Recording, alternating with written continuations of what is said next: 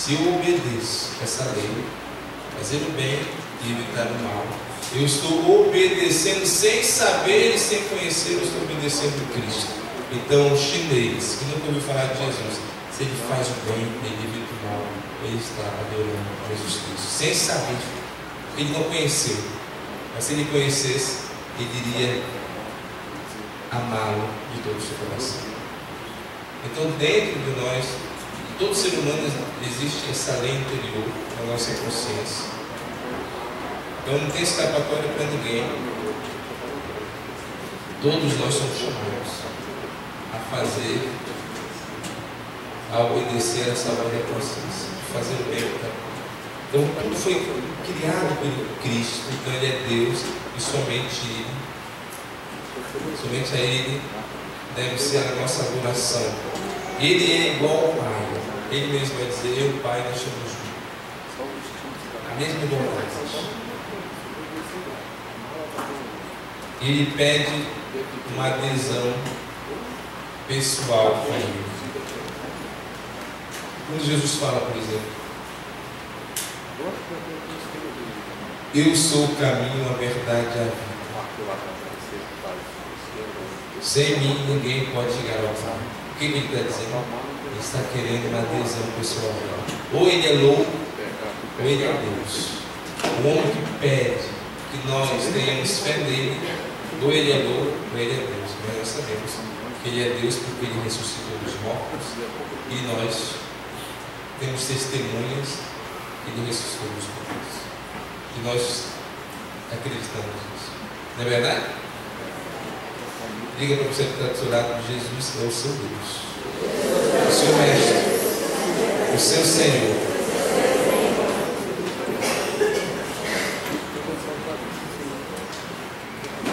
Eu na França tenho um testemunho muito bonito de um ex-muçulmano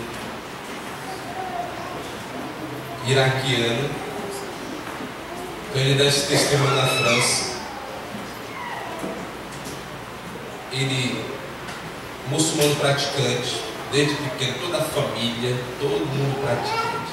Ele casado, então mulher também praticante, todo mundo. Ele fazia parte do exército iraquiano e, por coincidência, ele caiu no quarto junto com um cristão, um católico.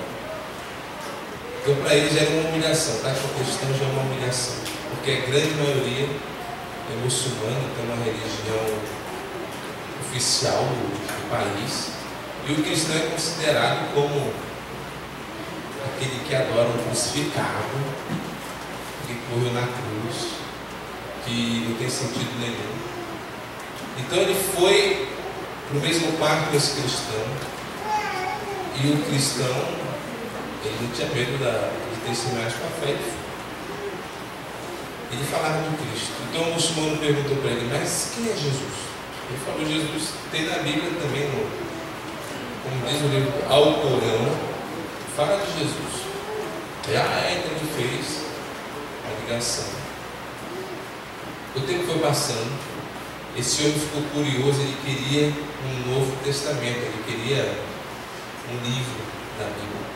Então, para andar com uma Bíblia lá, tem que andar com pequenos pedaços, ou seja, só o Evangelho de Mateus, porque tem que esconder, colocar no bolso, ninguém pode ver, e se o pessoal sabe que você é cristão, você vai ser perseguido nesse país. Então, o que aconteceu? O cristão saiu por um tempo, uma semana, e prometeu que ia trazer um livro do Evangelho. Então, esse muçulmano estava curioso em conhecer Jesus, porque o cristão falou assim: ó, o negócio é o seguinte, eu só vou te dar o Evangelho se você ler todo o seu livro sagrado, e se você entender alguma coisa, você me explica. Ele leu e viu que não tem lógica. Tanto é que o muçulmano, até hoje, eles não fazem crítica metodológica, porque não tem lógica. Você vai ver que é um livro que não é como o Novo Testamento, que é uma coisa que flui, que tem lógica, que tem uma... tem um método. E o Corão não existe isso. Então ele não entendeu nada. Ele lia várias vezes, mas nunca entendeu. Então, mais uma vez, ele não entendeu nada. E o católico falou: então agora eu vou te dar.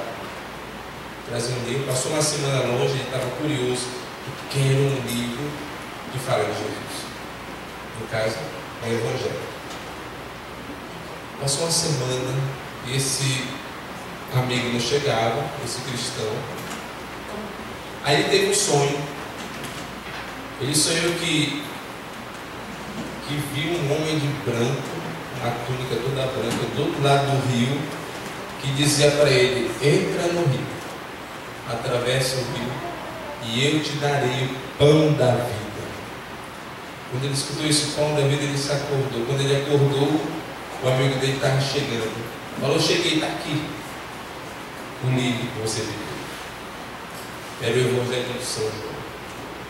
Então, pão da vida, ele não entendia. Porque não faz parte. Para nós entendemos o que é pão da vida. Nós fazemos ligação a Jesus, nós fazemos ligação à missa. Porque nós faz parte do nosso vocabulário. Mas ele não entendia. Pão da vida ficou com aquilo na cabeça. Ele foi lendo esse Evangelho. Quando caiu lá no capítulo 6 do Evangelho de São João, Jesus falou: eu sou o pão da vida. Aquele que come a minha carne e bebe meu sangue terá a vida eterna. Aí nesse momento, o que aconteceu? Ele conta que ele sentiu um calor da cabeça aos pés, o coração dele começou a bater, ele pensou que ele ia desmaiar. Naquele momento, ele diz: eu quero ser cristão. Aí ele falou para o amigo dele. Claro que tudo isso teve um intervalo, não foi tudo uma vez. Não foi seminário de vida do Espírito, que veio tudo uma vez. Ele falou para o amigo dele: eu também quero ser cristão. O amigo dele: pelo amor de Deus, isso não fale isso para ninguém. Porque se existe conversão de muçulmano, aquele que converteu vai morrer. É simples, lá não tem muita conversa não. Então vai cortar a cabeça, vai matar de algum jeito. Então ele ficou com medo e falou: não diga para ninguém isso, que você quer virar cristão, porque senão eles vão matar. O que aconteceu? Eles rezavam escondido. Então todo mundo no exército, quando tinha um momento de intervalo, eles iam rezar sozinhos. E um dia esse amigo teve uma missão e ele sumiu, desapareceu. E esse homem que queria ser cristão estava sozinho, no meio de uma família praticante no islamismo. Então ele se sentiu sozinho, mas rezava todo dia sozinho e proclamava: Jesus é meu Senhor. Eu falou para a mulher: quero contar uma coisa que vai te chocar um pouco. Falou: eu agora, claro que ele não era batizado ainda, mas tinha um desejo de batismo. Ele fazia parte do grupo dos neocatecúmenos, né? Os catecúmenos. Os catecúmenos já tem todos os deveres e direitos de batizar. Então falou para ela: eu vou ser cristão, vou ser batizado, estou me preparando para isso. Quando falou isso, acabou o casamento. Ela saiu de casa.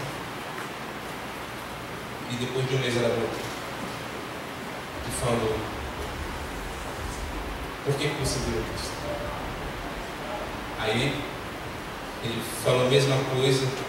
Se você ler o nosso livro sagrado, em francês eu sei como é que é, Alcorão. Se você ler, se você entender alguma coisa, você me explica.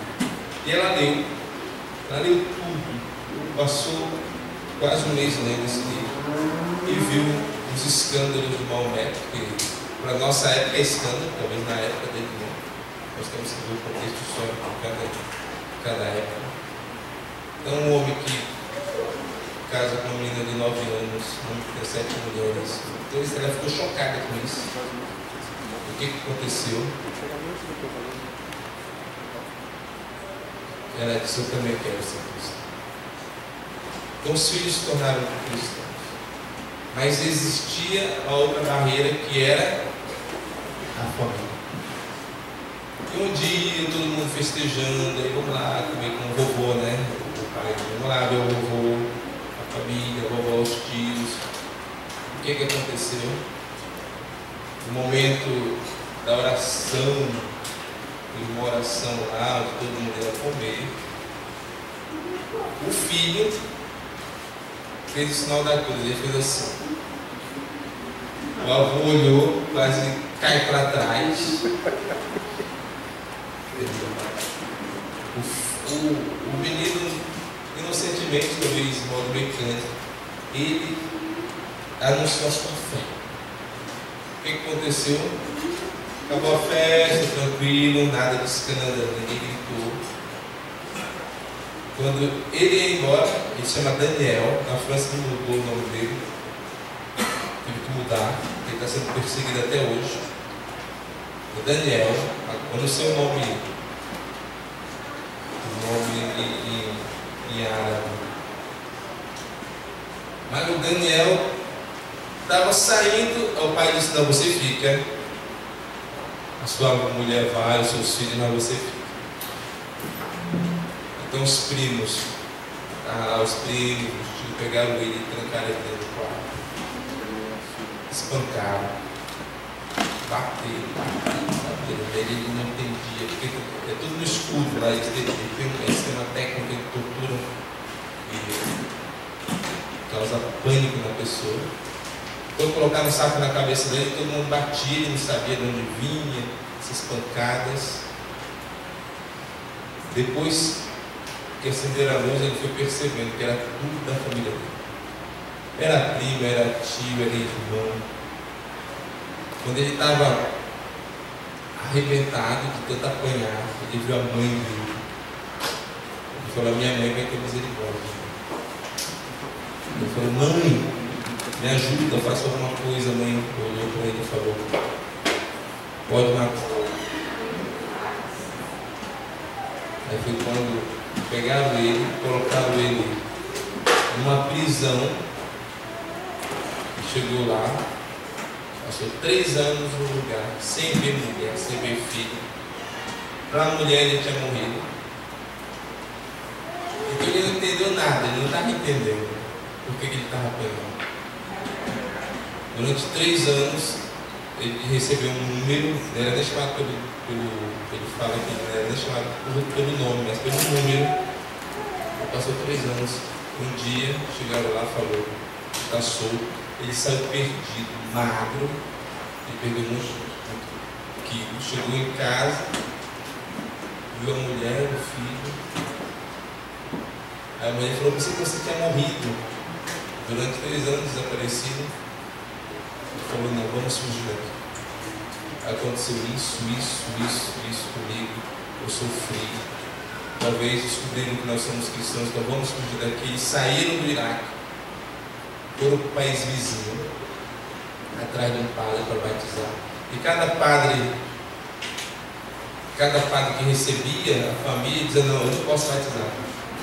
Eu não posso batizar, porque batizou, morreu. Se o padre batiza.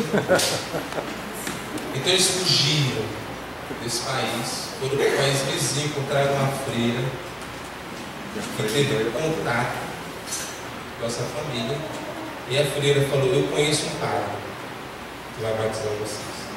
É no endereço tal, mas não fala para ninguém. Para ninguém. A gente chegava lá, então tem tudo, é cheio de código, né? Os primeiros cristãos eram assim também. Bate na porta, alguém fala essa palavra, porque ele já vai saber. Ele falou, tem você. Também aqui nós vamos para uma outra sala mais secreta para batizar. Foi quando ele foi batizado. Em nome do Pai, do Filho e do Espírito. Se tornou cristão. Abra sua fé. Mesmo apanhando, mesmo sendo perseguido, esse homem aceitou verdadeiramente o Cristo no seu coração. E o que aconteceu? A família dele estava lá perseguindo ele. E um dia ele saiu escondido, A família já sabia que ele estava num bairro cristão, onde ele saiu escondido. Quando ele viu os primos dele, ele falou: pronto, agora eu vou morrer. Um saiu do carro, atirou nele, ele caiu no chão e fala que ele caiu na lama. Todo o sangue dele se misturou com barro.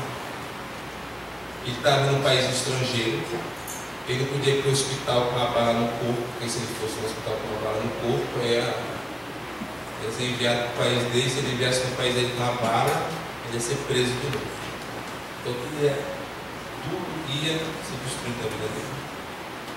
Eu não sei o que aconteceu, alguém pegou ele falou que estava sonolento, não via mais nada, estava perdendo os sentidos. Alguém pegou ele, carregou ele, levou no carro, tirou a bala, colocou o curativo. E quando ele viu quem estava lá, a freirinha que tinha mostrado o padre para batizar. Então, quando ele melhorou, ele fez de tudo para ir para a França.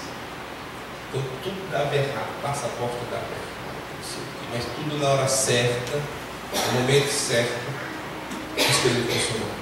Desde o dia que ele pisou na França, mudou de nome, foi acolhido, porque ele foi como perseguido de guerra, então foi acolhido, e agora ele pode testemunhar Jesus Cristo sem ser perseguido, como ele era no país dele. Ele, quando ele vai dar testemunho, ele fala que não pode tirar foto nem colocar o rosto dele na internet, porque ainda estão perseguindo ele. Então, o homem, sendo perseguido, ele nunca teve a coragem de dizer: eu te abandono. Ele não abandonou e nunca abandonará Jesus Cristo. Aquele povo, daquele lado do mundo, é assim: quando eles acreditam em algo, eles não abandonam. É só para dizer que existe muito cristão morrendo por aí, que não se prostra diante de outros deuses. E nós, facilmente, nós deixamos de ir à missa porque estou com uma dor nas costas, eu estou com preguiça. Nós abandonamos o Cristo por bobagens. E tem gente derramando sangue que quer ir para uma missa, mas não pode. Tem uma iraquiana na minha paróquia,